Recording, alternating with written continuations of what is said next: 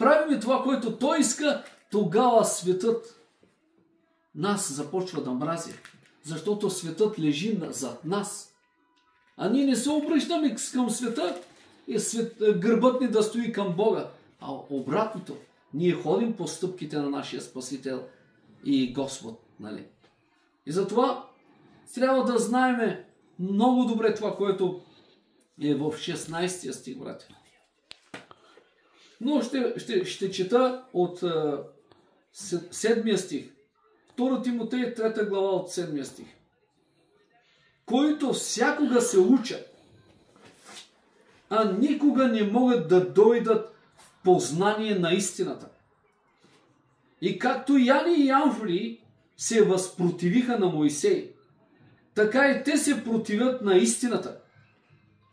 Човеци с покварено. Покварението ум какво е? Тук ще се малко така да направим пауза, да обясниме.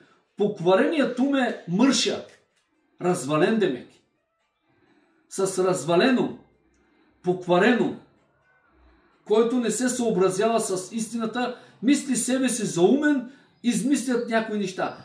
Ето това е покварението му. Какво можем да вземем от празен кладенец? Нищо. От тинята чиста вода може ли да изкараме? Не. Нали така? Не можем. Не може. Така го казва в книгата Йов. Така и от покварението ум. Какво ние трябва да се учиме? Какво можем да изкараме оттам? Нищо, брат. То е развалено. Затова покварението ум е извратен във вярата. Какво деме? Вярата е, която угаждаме на Бога. Вярата е това, което казва Бог, аз това правя. Амин. Без угаждане на Бога не може как. Аз угаждам на Бога. Защо? Защото Неговите думи са за мен ценни. Те са живот и аз съм дете пък. А той ми е родител, баща. Когато един баща изисква нещо от детето си, какво би трябва да направи един син? Да бъде послушен. И ние това виждаме в нашия Спасител. Не ли така? И да бъдем като Него. Като синове. Но причината за това, за поквареният ум, е най-голям. Те за това се озлобяват. И им е лошо. Включително и ние себе си трябва да се видиме тук. Истината боли. Истината прави човекът да го боли. Но има така пък за неговите деца. Истината нас ни прави свободни. Разбирате? А за това, че ние сме покварени, знаеме това от Евангелието. Другата дума на Евангелие означава благовестието. Какво се говори в благовестието, че един нас ни възлюби и предаде себе си за нас грешниците. И ето това е Евангелието за нас. Ето това е добрата новина, която има в нея и нещо много, което е много важно да знаем. Много пъти го говориме. Защото няма как ние да едеме манджа без сол. Затова солта за нас е благовестието. Евангелието, Христос в това Евангелие за нас. Защото Той взема на нашето място. Той се натовари. Бог благоволи Той да бъде натоварен с нашите злоби. Той праведният, който не знаеше какво е злоба да извърши против нашия Спасител против Бога. Злобата е против Бога. Нечестието е против святият Бог. Той е свят Бог. Мрази тези неща. И Той да заеме самата Божия правда. Христос Исус. Да стане Той нас неправда да стане. Да стане проклет. Да бъде богопротивник семече. И ето, ние знаеки това, че ние сме покварените хора. Ние сме мършата. Нищо не става от нас. Единствено може да не освободи от тази мърша, от това поквареност, само истината. Божията истина, която е в нашия Спасител Исус Христос. Само това ще ни направи нас свободни. От лъжите на Сатана.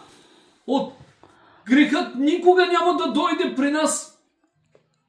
И Сатана никога няма да дойде при нас да каже грехът: аз съм грях. Или пък да дойде Сатана при нас така, че ето аз съм дявола. Но винаги ще се прикрива. Лъжите, ересите, измамите в лъжливото учение никога няма да дойде явно при нас да каже: аз съм лъжливо учение. Те ще използват името на нашия Спасител. Те ще използват името на Святият Бог. Ще кажат: аз съм чадо мое. Ще кажат: ето аз съм от Бога. Ще кажат: аз съм Святия Дух. И в името на Исуса Христа, в името на Святият Божий Дух, в името на нашият Небесен Отец. Ето така грехът ще стане и Сатана така ще покуси всички онези, които не знаят истината. И затова, това, което трябва да знаем ние, много важно е, братя. И четеме по-нататък. И както Яни и Ямфри се възпротивиха на Моисея, така и те се противят на истината. Човеци с покварен ум, извратени в вярата. Никога ние не трябва да застанем против нашия Спасител. Не, аз го обичам. Не, ние ако го обичаме, той това, което казва, това ще направим. Защо се противяваше Яни и Ямфри на Моисей? Защото не приемаха, че той говори Божиите неща. Единствен, но истината, която ще научи светът, Божият избранник, помазаникът, нашия Спасител, който е глава на църквата, Исуса Христа. Разбирате ли, бради? И неговите истини на нас не са нужни. И ще ви научи Божия Святи Дух на какво? На всичко това, което е Исус Христо. Истината, от която ние имаме нужда. Истините, които когато дойдат бедствията, когато дойдат проблемите, когато дойдат лъжите, когато дойдат ересите, ние ще знаем, че тези неща идват в вид на благочестие, в вид на, от името на Исуса Христа, идват като Божии неща. Не идва като явни да каже, че ето, а Сатана се преправя и неговите служители се преправят на светли ангели с цел да ни отклонят от нашият водач и от нашият лидер, нашия Спасител, Господ Исус Христос. Разбирате ли? И ангел да слезни, казваха тези хора. Тогавашните истински апостоли, истински роби на истината, на Исуса Христа. Защото няма друга истина Божия, освен Исуса Христа. Той сам го каза. Аз съм пътят, истината и живота. Разбирате? Ние не можем да носим куфара на някой и от него да получа помазание. А единствено, когато ние сме верни и слушаме човешкия син, неговите думи изпълняваме, тогава онова помазание, което сме приели, не ни е нужно в други помазания, тогава ние ще пораснем, брате. Да. Ще бъдем свободни от измамите, от страховете си и когато дойдат бедствията и трудностите, ще кажем: аз не съм призван само да вярвам на Христос, но и да страдам заради моя Спасител Исус Христос. Амин. Тъй, че да не се противяваме на истината. Казва по-нататък: но и те няма да успеят повече. Защо? Защото тяхното безумие ще стане известно на всички, както се откри безумието на тези двамата. От нас се изисква какво, братя? Простота и чистота, която дължиме на нашия Спасител Исус Христос. Как той излезе извън градските порти да понесе срам и позор заради нас, да се подиграват с него и да го закуват на този кръст, където там само разбойници, мошенници, злодеи биват наказани по този начин от римляните. Той да излезе заради нас. така и ние трябва да се въоръжиме със същата мисъл. Да излезе църквата, да не се срамува, когато нас ни подиграват заради истината, когато ни злословят поради истината, когато изискват от нас злоба за злоба, ние да не постъпваме. Побеждавайте злото чрез доброто. Нито давайте място на дявола. Защото тези истини показват, че ние сме свободни хора.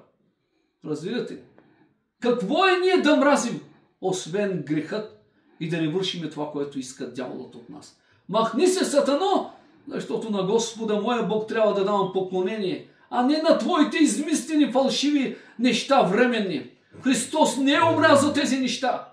На мене ми е нужно да бъда покорен, послушен син на моят небесен Отец. Бог не направи вече свои синове. Сега сме такива. Това, което Бог е приготвил, на човешкия акъл не е дошло.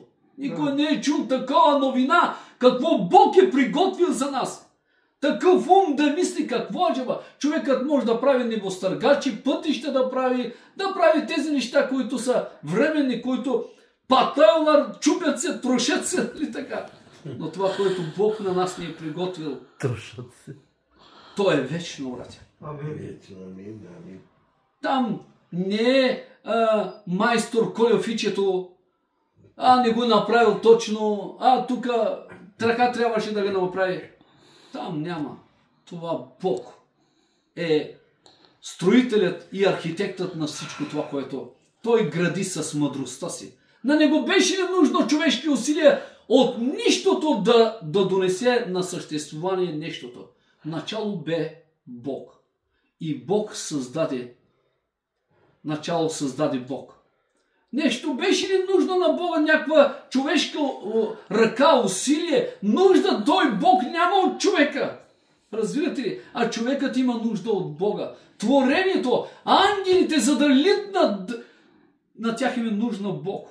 Защото те с Божията сила, с Божието могъщество, благодатта Божия ги правим силни тези ангели да литнат. Вятърът е нищо без него. Когато излезе Бог Христос да говори на него, спри, отихни, покори се. Защото то е силно, когато Бог казва, иди, тогава той е силен вятърът. Знае ли гръмотевицата, казва словото, откъде идва? Знаеш ли пътищата му, градушката, всичко това, което Бог е приготвил? Бог е Бог. Той няма нужда от никого. Но ние трябва да знаеме първото нещо, преди да чуеме за Божията благодат. Сега църквата трябва да знае много добре за суверенитетът на Бога. Демек, тази дума, че той няма нужда от никого. И нищо не може да му попречи на него. Нищо, ама нищо. Нито доктори, за да те изцелява. Нито лекарства, тъй ще те... Никаква отрова няма, която да възпре неговото намерение. Няма такава сила.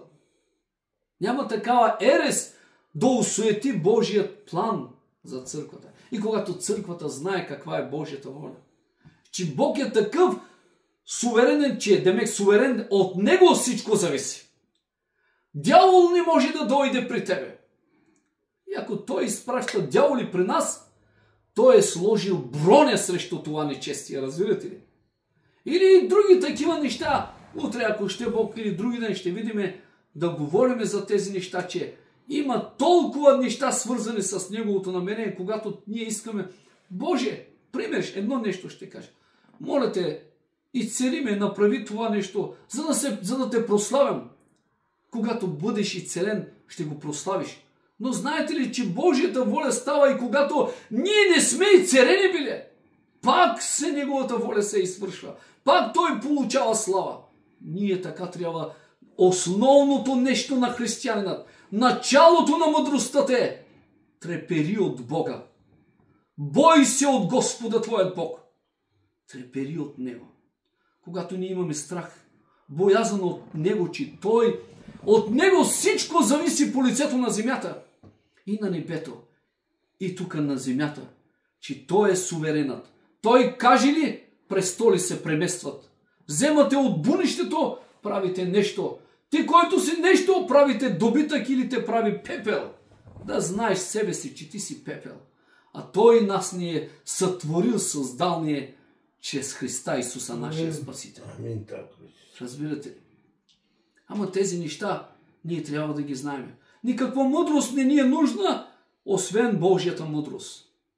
Разбирате ли? Тези неща, за които трябва църквата да се стреми към тези брилянтни истини, към тези богатства, които са в Словото Божие. Библията. Затова днеска дяволът така лесно обработва днешната не църква, а блудница. Църквата е чиста. Тя е девица. Както казвам, четеме в много места, че тя е девица. Вижте примерът на Авраам, слугата. Беше изпратен да вземе на Исак. Нали така беше? Да отиде на Исак да вземе от рода й невяста. Той отиде и се погрижи за нея. Той я пазише през това време. Така и Святият Божи Дух нас ни пази. Той е верен на това, както беше човешкият син на дубите на Бога баща. Така както свидетелства Бог баща за човешкия син и не иска друго свидетелство. Днеска таман говорихме с брат Любо, той казва, и когато видяха Моисея и Илия в планината на преображението, където беше Христос, да направиме нещо за тебе, Исусе, и за Моисей, и за Илия. Ние искаме паметници. Ние искаме да изградиме неща. А вижте Божият отговор какво е. Облак оттам осени това място и каза, чу се глас. Този е моят възлюбен син. С други думи, не дейте изкарва от ума си неща за мене. Не приемам нищо от вашите умове. Слушайте моят ум, който е в моя син. Защото моят ум е моя син. Моята мъдрост, моята сила е моя син. Не го слушайте. И моето благоволение. Да, той така каза. Ето там Бог благоволи. Оттам ще слушаме истините. Не го слушайте, в когото е моето благоволение. Ако ние не слушаме човешкия син, Бог ме обича, Бог много ме обича. Защо ти не вършиш волята на Исуса Христа? Който има сина, има отца. Аз имам Исус, думите му къде са? Който няма неговите думи, няма нито Бога, нито сина. И затова много добре е съветвал Павел Тимотей. Да. Много добре. Той е бил млад проповедник. Току-що да разпалва дарбата, но той трябва да слуша ето този човек. Трябваше да слуша Павел. И Павел пише до него така. Но те няма да успеят, понеже повече, защото безумието им ще стане известно на всички, както се откри безумието на тези двамата. Тяхното безумие, постъпките им, демек, техните действия ще бъдат известни на всички. Те каквото правят, то ще стане явно. Колкото и да се крият, както Ян и Янфри, мислеха себе си обучаваха хората. Ама Бог само през него не говори, ама той говори така. Тяхното действие ще стане явно. А той казва, а ти си последвал моето учение. Поведението ми, защото той не само учеше, но той беше в поведение. Прицелната точка знае. Не беше видението на пастира е да има еди какво си видението да държиме ръцете на пастира. Когато пастирът няма това видение, че Христос, тогава всичко това видение е дяволско, разбирате ли. Целта на ученикът да следва Господарят, водачът на овцете Исуса Христа. И какво той нас не учи. И затова той говори така. Моето поведение, прицелна точка, вярата ми, как е угаждал на Бога, но вижте дълготърпението ми, любовта, твърдостта, гоненията, страданията. Какви неща ме сполетяха в Антиохия, в Икония, в Листра. Какви гонения издържах. И от всички тях ме избави моят Елохим, Господ ми, Господар ми. но и всички, които искат да живеят такъв благочестив живот в Христа Исуса, ще бъдат гонени. А нечестивите човеци и измамници ще се влошават повече и повече, като мамят и бъдат мамени. А ти си постоянствал в това, което си научил и за което си бил убеден, като знаеш от какви лица си се научил и че от детинство знаеш свещеното писание, които могат да те направят мъдър за спасение чрез вяра в Христа Исуса. Ето го тук сега е ключовата дума. Цялото писание е боговдъхновенно и полезно. Ще завърша с него, пак ще се върна само за секунди. Цялото писание е боговдъхновенно и полезно за поука, за изобличение, за поправление, за наставление в правдата, за да бъде Божият човек усъвършенствуван, съвършенно приготвен за всяко добро дело. Сега ще дам само малко коментар върху тези два стиха, 16 и 17 стих. Цялото писание е вдъхновено от Бога. Демек, тук няма нищо, което да бъде човешко. Всичко просто е от Бога. То е полезно за поука. Всичко започва от поуката, поучение. Поука, поучение. Думата поучение означава учение. Или една друга дума, която трябва да я знаем, защото ние върху това трябва да се обучаваме, означава доктрина. Демек учение. Затова всичко това, което е в писанията, на нас не трябва като да знаем учението важно. Когато ние не знаем учението, ние ще станем жертва на всякакви еретични, лъжливи, бесовски учения. Разбирате ли, брат? Ето, това е много важно за нас. Когато знаеме доктрините. Защото тогава ние разбираме каква е Божията воля. И още, и с него завършвам, за да бъде Божият човек усъвършенстван, съвършено приготвен за всяко добро дело. В тази дума Божият човек означава всички нас. Това е всички нас. Защото както е нужно за Тимотей учението, така и за църквата е нужно учението. За да бъдем усъвършенствани като Божи избрани от Бога преди създанието на небето и земята. Амин. Амин. Това беше. Амин. Благодаря ти, Боже, тази духовна. Добре, братя. Благодаря ти, татко. Аз искам да кажа нещо. Ти ги храниш. В Исаия 33 Благодаря ти, татко. 33 глава, 6